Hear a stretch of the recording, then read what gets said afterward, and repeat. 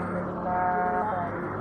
Mohon maaf Bu Ima, siang ini saya ingin berbincang dengan masalah tentang dilema etika sama etika bujukan moral di sekolah, tentang bagaimana kepemimpinan di sekolah yang ingin Bu Ima pimpin. Oke, bisa dimulai nih Bu Ima? Bisa. Bu Ima, selama ini bagaimana kasus-kasus yang ada mengandung dilema etika dan bujukan moral, dengan mengidentifikasinya bagaimana? Menurut saya ya, untuk kasus dilema etika yang ada di sekolah, terutama yang ada di sekolah saya memimpin SMP PGRI 3 Karangploso, jarang sekali itu berarti bukan tidak ada sama sekali ya, pernah ada, tetapi alhamdulillah bisa diselesaikan secara kekeluargaan. Untuk masalah rujukan moral itu pun juga pernah terjadi, di mana pasti terutama di instansi sekolah itu sudah pernah mengalami kejadian rujukan moral. Tapi alhamdulillah selama ini kejadian di SMP PGRI 3 Karangploso bisa kita selesaikan secara damai dan kekeluargaan. Yang kedua, bagaimana kira-kira Bu Ima mengambil keputusan yang kira-kira memihak, yang kepentingan itu saling versus dan mengandung sama-sama mempunyai nilai kebaikan, begitu ini. Bu Ima menetapkannya, misalkan kasus A nilai kegagalan karena kasihan, yang kasus B guru B membela itu karena berhubungan dengan peraturan. Bagaimana Bu Ima memutuskan hal itu? Menyikapinya, kalau saya menyikapinya adalah dengan cara mementingkan kepentingan yang paling baik dulu, yang paling benar dulu ya, tidak mementingkan atau membenarkan salah satu pihak. Untuk yang kedua ini, bagaimana kira-kira Bu Ima menanggapi kasus yang ada dua yang sama-sama versus, sama-sama mempunyai nilai kebajikan, yang satu karena perlakuan, yang satu karena kasihan terhadap anak. Bagaimana Bu? Kalau menurut saya untuk pengambilan keputusan ini saya ambil jalan tengahnya, di mana jalan tengah itu sama-sama baik, di mana baik untuk sekolah dan baik untuk siswa yang mengalami pelanggaran peraturan ya. Karena apa? Di satu sisi betul sekolah harus mengedepankan peraturan ya, melakukan apapun itu sesuai dengan peraturan yang ada. Tetapi di sisi lain, di lapangan itu juga kita harus menyesuaikan dengan kondisi lapangan. Apabila kasus misalnya anak tersebut sudah banyak melanggar peraturan yang ada, selama kita bina dan kemungkinan besar masih bisa untuk diperbaiki, ya kita rangkul lagi siswa tersebut agar bisa melaksanakan peraturan sekolah. Oke. Untuk selanjutnya nih Bu Ima, bagaimana hal-hal apa yang merupakan tantangan dalam pengambilan keputusan seperti dilema etika yang terjadi di sekolah? Kalau dilemanya banyak sekali ya, dilema dalam mengambil keputusan. Bisa diambil contoh misalnya yang terjadi. Ada beberapa guru yang tidak bisa datang yang waktunya mengajar, tetapi berhalangan untuk hadir. Saya ambil tengahnya saja, selama ada guru piket yang bisa menghandle anak-anak agar bisa tertib dan tetap melaksanakan kegiatan belajar mengajar, ya tak apa-apa. Pokoknya selama guru tersebut tidak melalaikan tugasnya, tetap memberikan tugasnya dalam jam mengajar tersebut. Oke. Jadi kalau ada misalkan terjadi dilema ada guru yang sering meninggalkan kelas, panjenengan solusinya tetap enggak apa-apa tetap memberi izin, asalkan di sekolah tetap ada yang piket. Ada yang menghandle dan tidak sampai siswa itu berkeliaran ya. Tapi ya itu tergantung isinya, jangan kalau memang tidak bisa ditinggalkan ya monggo, tapi selama itu bisa ditinggalkan ya silahkan masuk ke kelas saja. Terjadi dilema karena apa Bu? Beliaunya yang bersangkutan sakit atau karena bentrok dengan pekerjaan yang lain atau bagaimana? Atau memang sengaja namanya kebutuhan manusia kan beda-beda. Mungkin saja saat dia bertanggung jawab mengajar ada keperluan keluarga yang mendesak. Misalnya itu tadi ada salah satu anggota keluarga yang sakit yang minta diantarkan berobat dan lain sebagainya, ya kita memberikan kelonggaran, tapi tidak seterusnya, hanya saat sesekali atau 2 kali. Oke, untuk selanjutnya Bu, apakah Bu Ima mempunyai jadwal tertentu untuk menyelesaikan kasus-kasus dilema yang ada di sekolah?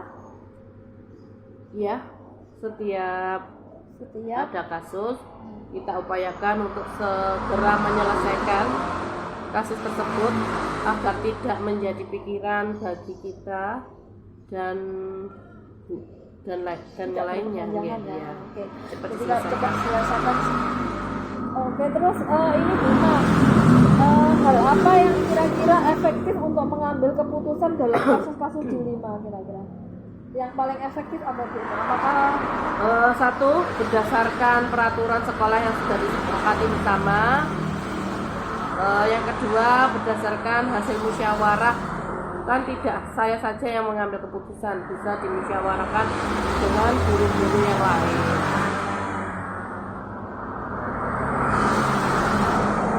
Kira-kira Bu Ima, ini apakah faktor yang mempermudah atau membantu jenengan dalam pengambilan keputusan ketika ada kasus dilema etika di sekolah? Faktor yang mempermudah mungkin dari kekompakan guru-guru yang ada di sekolah ya. Semua guru kalau kompak dalam mematuhi peraturan yang sudah kita buat, kemungkinan kecil untuk pelanggaran dilema etika tersebut kecil terjadi. Itu aja, saling suportif. Jadi di sekolah kita sudah terjadi sangat kompak begitu, kekompakan jadi yang ada untuk di sekolah. ini mempermudah atau menunjang dalam penyelesaian penyelesaian kasus-kasus dilema etika yang terus yang ini yang terakhir Bu Ima, dari hal yang jenengan sampaikan, kira-kira apa yang dapat dipetik dari pengalaman Anda ketika membuat keputusan di kasus untuk dilema etika di sekolah? Untuk mengambil keputusan dalam kasus dilema etika di sekolah itu tidak serta-merta menurut keinginan kita sendiri ya, tetapi harus berdasarkan peraturan yang sudah kita buat bersama dan harus berdasarkan dengan hasil keputusan musyawarah yang terbanyak dan terbaik untuk solusi keputusan tersebut, solusi permasalahan tersebut yang terbaik mana yang bisa diambil. Seperti itu. Oke, terima kasih Bu Ima, baik Sama-sama. sekali tanggapan yang saya terima, dan semoga sekolah SMKP kita tambah maju. Amin. Saya terima kasih sekali. Terima kasih banyak. Bu Yuni, gimana kabarnya? Waalaikumsalam, alhamdulillah kabar saya baik. Terima kasih Bu Yuni atas waktunya. Hari ini saya mau ngobrol sedikit tentang dilema etika sama rujukan moral di sekolah Bu Yuni pimpin. Bisa dimulai ya? Bu Yuni, selama ini bagaimana panjenengan mengidentifikasi kasus-kasus yang termasuk dilema etika atau bujukan moral. Dilema etika atau bujukan moral. Kalau dilema etika itu memang sulit ya. Kadang kita mau memberikan teguran atau punishment kepada seseorang yang melakukan kesalahan dalam dilema etika itu kita ada hal yang kadang itu sulit kita sampaikan kepada mereka, karena di sisi lain mungkin dari segi sosial kita harus memperhatikan itu. Untuk bujukan moral pun juga sama. Jadi ketika saya ada keluhan ataupun ada aduan dari beberapa pihak, saya tidak langsung memanggil ataupun menegur mereka, tetapi yang pertama saya lakukan adalah mengidentifikasi, menyelidiki dulu apa benar yang disampaikan si A si B tersebut, sehingga saya tidak sembarangan untuk mengambil keputusan. Untuk selanjutnya, ini bagaimana kira-kira ketika ada kasus di mana ada dua kepentingan yang sama-sama benar dan atau sama-sama mengandung nilai kebaikan. Nah, gimana memutuskan hal tersebut? Ya, kita harus bijak. Contohnya, ada salah satu karyawan ataupun guru yang datang terlambat. Nah, keterlambatan itu kita kan tidak tahu mereka itu terlambat karena apa. Atau mungkin di jalan ada halangan, ban sepeda mereka bocor, atau mungkin ada halangan keluarga mereka ada yang sakit. Nah, kita kan tidak tahu. Jadi sebagai pimpinan kita harus menanyakan terlebih dahulu apa yang terjadi dengan mereka. Jadi kita tidak boleh istilahnya gerusa-gerusu dalam mengambil keputusan. Jadi langkah-langkah prosedur yang dilaksanakan tadi tidak gerusa-gerusu. Oke. Selanjutnya Bu Yuni, ini terkait dengan pengambilan keputusan ketika kasus dilema etika yang kira-kira sama-sama benar dan mereka tuh bertentangan. Sebetulnya maaf, ini kasus seperti apa contohnya? Bisa guru A karena terkasihan terhadap anak, si guru B itu karena peraturan tidak memperbolehkan. Nah, itu bagaimana terkait hal tersebut? Saat ada seorang anak dia melanggar, kena terkait peraturan dia harus dikeluarkan. Terkait dengan guru B, beliaunya kasihan anaknya. Bagaimana seorang panjenengan sebagai pimpinan mengambil langkah tersebut? Gini, memang tidak apa ya, tidak dipungkiri bahwa kita dalam mengambil keputusan itu juga harus memperhatikan nilai-nilai moral, nilai sosial ya. Ini pernah kita temui kasus semacam ini di sekolah kami pada saat itu ketika salah satu siswa kami melaksanakan ujian kompetensi, di mana uji kompetensi itu tidak diuji oleh gurunya sendiri, akan tetapi kita memanggil dari industri ya, dari industri, sehingga mau tidak mau anak ini harus hadir, harus tepat waktu ya. Pada saat itu si anak ini tidak hadir, kami sebagai pihak sekolah satu merasa bertanggung jawab, jadi kami cari anak ini ke rumahnya, apa yang terjadi di sana, bahkan kita hubungi teman-teman dekatnya, apa yang terjadi, kenapa si anak ini tidak masuk untuk mengikuti uji kompetensi. Nah, di sisi lain ketika si anak ini datang terlambat ataupun tidak masuk mengikuti uji kompetensi, pihak sekolah ini kan otomatis merasa malu ya, karena dinilai anak kami tidak disiplin seperti itu. Nah, ini juga dilema bagi kami. Akhirnya kami identifikasi masalah kami meminta salah satu guru kami, terutama wali kelas, untuk mencari si anak ini ke rumahnya. Kita gali permasalahan apa, kenapa mereka tidak hadir. Ternyata si anak ini punya kewajiban membantu mencari nafkah orang tuanya. Dalam mencari nafkah itu dia malam hari dia harus menyiapkan barang dagangan di pasar dan pagi harus sekolah. Dan pada saat tersebut anak ini mungkin capek ya, tidak bisa bangun tepat waktu sehingga terlambat datang ke sekolah. Jadi dalam hal ini jika saya sebagai pimpinan, saya harus mengambil sikap yang bijak, dimana memang anak ini salah ya, karena tidak mengikuti peraturan sekolah. Dalam hal ini kita tetap memberikan motivasi kepada si anak, dan kedua orang tuanya juga kami panggil agar mereka juga memberi support kepada anak tersebut. Jadi antara pihak sekolah, pihak orang tua harus bekerja sama. Tidak bisa sekolah memutuskan sendiri. Jika orang tua mereka merasa si anak ini punya tanggung jawab di sekolah, maka orang tua akan memberikan dukungan secara moral, spiritual kepada si anak. Oke, bagus sekali. Memang kalau saya melihat, saya sudah kenal panjenengan secara jadi tahu track recordnya bagaimana menangani kasus dilema tentang etika, terutama etika, tentang peraturan, tentang rasa kasihan. Nah, itu yang oke, selanjutnya Bu Yuni ini kira-kira apakah Bu Yuni sudah memiliki jadwal tertentu dalam penyelesaian kasus-kasus dilema yang ada di sekolah Bu Yuni? Bagaimana?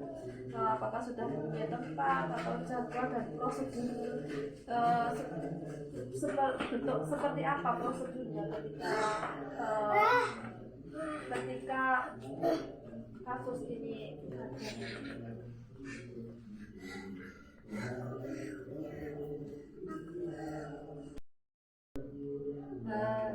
untuk selanjutnya Bu Yuni ini terkait dengan jadwal, apakah jenengan sebagai pimpinan sudah menjadwalkan untuk penyelesaian masalah dilema etika dan juga Ya, sudah terjadwalkan atau bagaimana?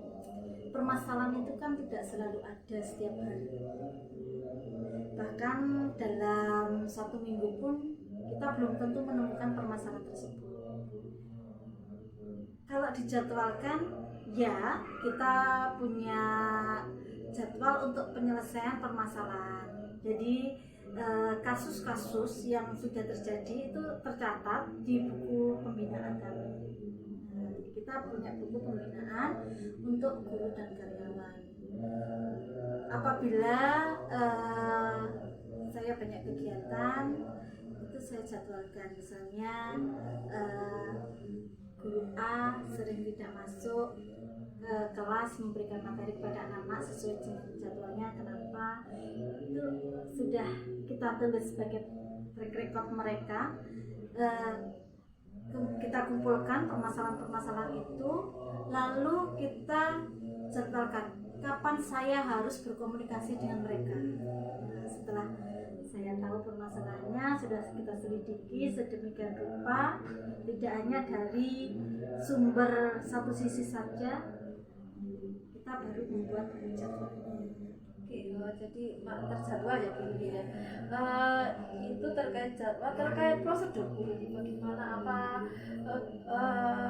prosedurnya ketika dilema itu terjadi, langkah-langkah real yang bagaimana yang sudah pernah dilakukan? Misalnya ini untuk dilema etika ya, ini sering terjadi kalau dilema etika. Terjadinya gimana? Misalnya si guru A terlambat, sering sekali terlambat, tidak masuk kelas tepat waktu sesuai jadwal mereka. Nah, ini kita panggil Bu, kita bina. Apa yang saya sampaikan di pembinaan itu tercatat, terikut semua. sebagai catatan kami untuk penilaian kinerja mereka sebagai guru dan karyawan di sekolah kami. Jadi kita itu penilaian kinerja tidak hanya saat supervisi di kelas saja, tapi dalam keseharian mereka juga ada penilaian yang sama seperti siswa. Betul, terima kasih Bu Yuni. Untuk selanjutnya yang terakhir ya Bu Yuni, kira-kira selama ini faktor-faktor apa saja yang mempermudah panjenengan dalam pengambilan keputusan terkait dengan dilema etika yang disebut?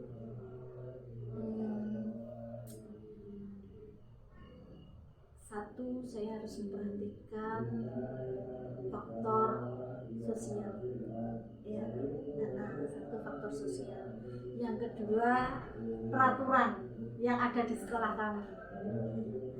Apabila kita sudah punya perjanjian kerja dengan guru dan karyawan, bahwasannya jika mereka melanggar aturan yang ada di tempat kami atau aturan manajemen kami, maka mereka akan diberikan sanksi. Mungkin sanksi ke-1 hanya peringatan, kemudian kita bina. Kalau sudah dibina, diberi peringatan ke-1, masih terulang kembali, ada peringatan kedua. Nah, di peringatan kedua itu biasanya kami ada surat berita acara untuk agar mereka tidak mengulang kembali.